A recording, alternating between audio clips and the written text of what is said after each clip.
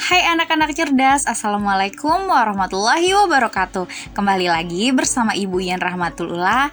Nah, di pertemuan kali ini kita akan membahas soal yang sudah kalian kerjakan minggu lalu. Masih banyak yang keliru kan? Oke, let's go, kita bahas hari ini ya. Yang pertama ini kita akan membahas untuk yang nomor pertama dulu nih. Bentuk sederhana dari 3A pangkat 2 dikali 2A pangkat 4 adalah. Nah, untuk ini kalian harus mengingat apa itu rumus perkalian eksponen. Kalau rumus perkalian eksponen itu dia pangkatnya ditambah, berarti kita fokus ke angka yang di depan huruf A dan pangkatnya. Oke, kita jawab ya. Di sini udah ada 3A kuadrat dikali 2A pangkat 4. Nah, sama dengan 6. 6 dari mana nih? Dari 3 dikalikan dengan angka 2. Makanya dia hasilnya 6. A-nya kan sudah kembar, ditulis aja dia di sini A. Kemudian pangkatnya jangan lupa kita jumlahkan. Iya, 2 ditambah 4. Berapa hasilnya? 6. Makanya hasilnya adalah 6A pangkat 6. Oke, good. Kita lanjut di nomor yang kedua nih. Bentuk sederhana dari P pangkat 2 dipangkatkan lagi 5 dikali P pangkat 2 dikalikan lagi dengan 3 adalah. Nah, kalau seperti ini berarti kita harus keluarkan dulu nih pangkat yang di dalam kurungnya. Kita kalikan dengan yang di dalam kurung. Oke. Nah, di sini udah ada. Kita fokus nih ke pangkatnya. 2 dikali 5 berapa? Iya, makanya di sini hasilnya P pangkat 10. Kemudian 2 dikali 3 hasilnya 6. Makanya di sini P pangkat 6. Oke, sama dengan baru setelah kita kalikan yang di dalam kurung, baru kita jumlahkan nih mereka berdua karena kan termasuk di perkalian eksponen. Kita jumlahkan pangkatnya 10 ditambah 6 hasilnya 16. Jadi hasil akhirnya adalah P pangkat 16. Sampai di sini paham ya? Oke, sekarang kita lanjut ke soal yang nomor 3 ya. Nah, di sini ada jika A sama dengan 16 dan B sama dengan 8, maka nilai A pangkat 1 per 2 dikali B pangkat 1 per 3 adalah. Nah, untuk menyelesaikan soal ini, kita masukkan dulu si nilai A-nya ini dan si nilai B-nya. Oke, langsung aja. Nah, di sini kita masukin nih. Nilai A-nya tadi kan 16 sesuai dengan soal, jadi kita masukkan. Jadi dia hasilnya 16 pangkat 1 per 2. Kemudian si B-nya kan 8 nih, di sini kita masukin juga B-nya 8 pangkat 1 per 3. Nah, 16 pangkat 1 per 2 berarti kan setengahnya dari si 16, yaitu adalah good 4. Lanjut, 8 pangkat 1 per 3 dia hasilnya 2. Nah, kebanyakan kalian gak tuntas kan mengerjakannya di sini, hanya sampai di angka 4 dan angka 2. Padahal mereka ini harusnya dikalikan sampai tuntas. Jadi 4 dikali 2 hasilnya 8 gitu. Jangan keliru lagi ya. Kita akan lanjut ke soal yang nomor 4. Di sini sudah ada jika A sama dengan 2 dan B sama dengan 3. Nah, kita akan menentukan nilai dari si ini. Nah, kita masukin dulu ya untuk nilai A dan nilai B-nya. Nah, di sini seperti yang sudah ada di soal, kita tinggal masukkan nilai si A dan si B. Nah, sudah ada di sini 2 ditambah 3, kemudian 3 dikurang 2, pangkat kuadrat, pangkat min 2 kuadrat, oke. Kemudian dikali 2 dikurang 3, lanjut lagi pangkat min 3, kemudian 2 ditambah 3, pangkat min 3. Nah, kalau udah seperti ini, kita tinggal jumlahkan saja. 2 ditambah 3, oke 5, 3 dikurang 2 hasilnya 1, pangkatnya min 2, 2 dikurang 3 min 1, 2 ditambah 3 sama dengan 5. Good. Nah, jika sudah seperti ini, kita balik nih yang penyebut jadi pembilang, pembilang jadi penyebut. Jadi seperti ini. Si min 2 ini milik semua yang ada di dalam kurung ini ya. Jadi satunya tetap, kemudian 5 pangkat 2 dikali, kita balik juga ini penyebut jadi pembilang, pembilang jadi penyebut. Jadi 5 pangkat 3 min 1 pangkat 3. Kok bisa sih hasilnya min 5? Iya dong nih. Kalian tinggal coret satunya, minnya kan tetap ada tuh, 5-nya juga coret, minnya naik, makanya hasilnya 5. Oke, semoga bisa dimengerti ya. Selanjutnya soal nomor 5, yaitu nilai dari 64 pangkat 2/3 dikali 125 pangkat 1/6 per 5 pangkat 1/2. Gimana nih kira-kira caranya? Oke.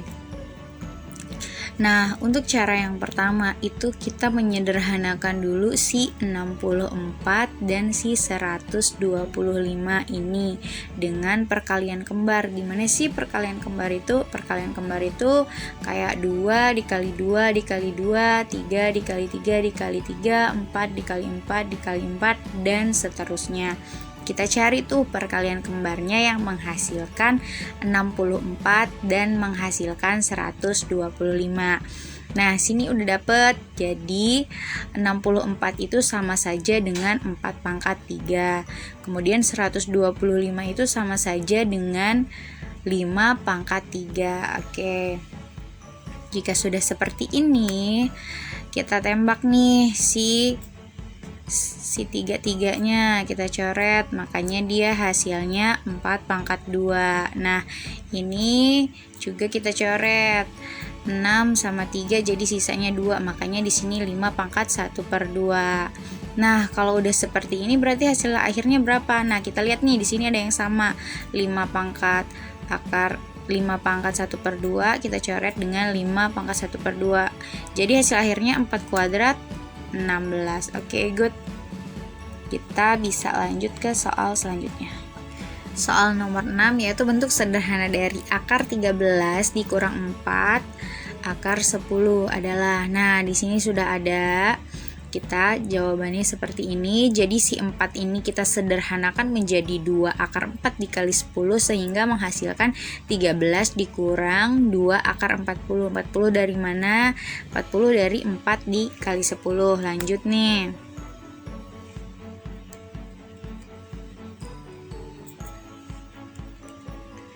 Oke, selanjutnya kita sederhanakan lagi menghasilkan akar 8 dikurang akar 5. Nah, untuk mendapatkan hasil akhir si akar 8 ini kita manipulasi dengan angka berapa kali berapa supaya menghasilkan akar 8. Yang depan itu angkanya yang bisa diakarkan, kemudian yang belakang itu angkanya yang tidak bisa diakarkan. Karena akar 5 itu sudah sederhana, ya udah segini aja nih. Jadi kalau untuk 8 dia di sini ada 4 akar 2. Akar 4 berapa tuh? Berapa kali berapa kira-kira yang menghasilkan 4, yaitu 2. Makanya dia di sini 2-nya keluar, kemudian akar 2 terus dikurang 5. Selesai sampai di sini untuk soal nomor 6. Lanjut ke soal nomor 7. Ini kayaknya soal favorit kalian ya, karena pada benar. Kita bacakan dulu soalnya, yaitu bentuk sederhana dari 4/3 ditambah akar 5 adalah jeng berapa nih? Oke, kita akan merasionalkannya. 4/3 ditambah akar 5 kita kalikan dengan penyebutnya. Ketika naik ke atas dia plusnya berubah menjadi minus. Oke, jadi 4/3 ditambah akar 5 dikali 3 min akar 5/3 min akar 5. Nah, kita tinggal kali ini. 4 dikali 3 dikurang akar 5, kemudian kita kalikan di sini. Kenapa bisa 9? 3 dikali 3 9. Akar 5 dikali akar 5. Nah, ingat kalau setiap angka akar kembar ketika dikalikan akarnya hilang, angkanya tetap.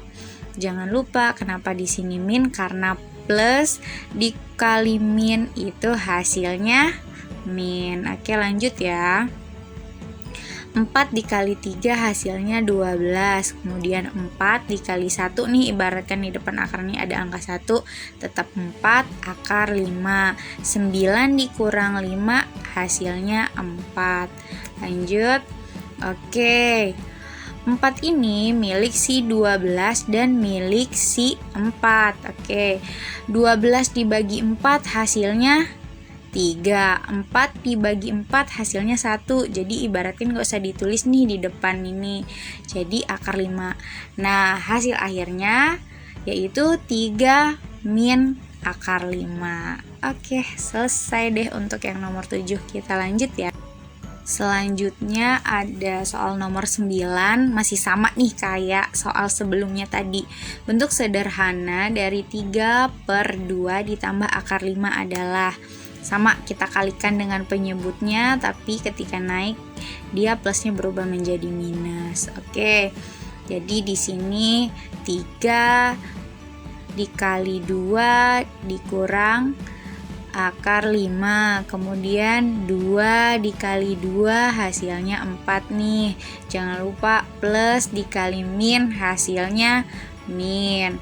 Akar kembar dikali akar kembar, jadi akarnya hilang, angkanya tetap.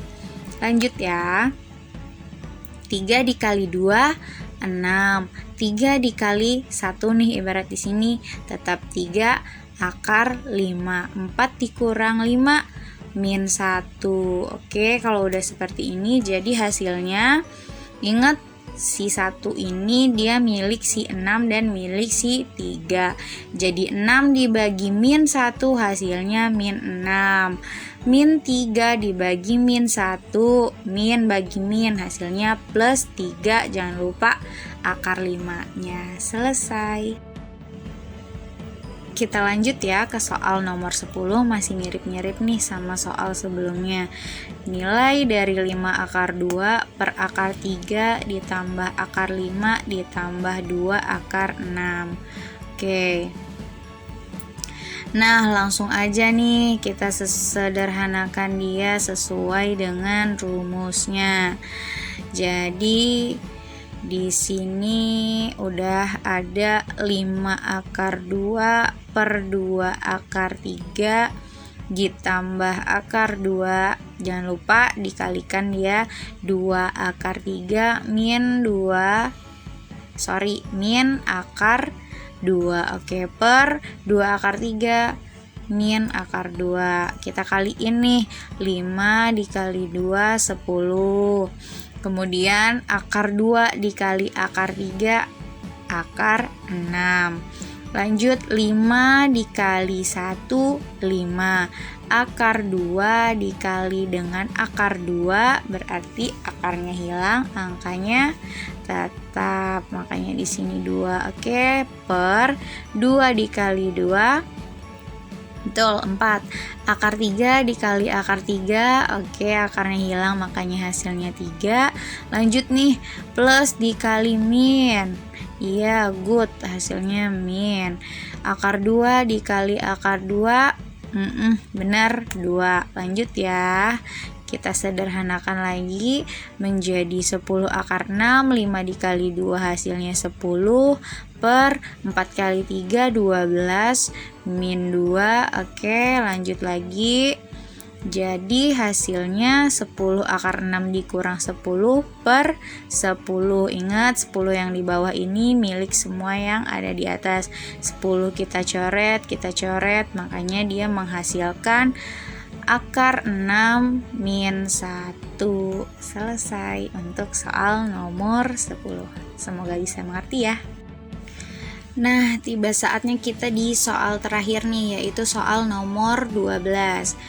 Oke, soalnya adalah bentuk akar 11 ditambah 2 dikali 3 akar 2 ditambah 2 akar 3 ditambah akar 6.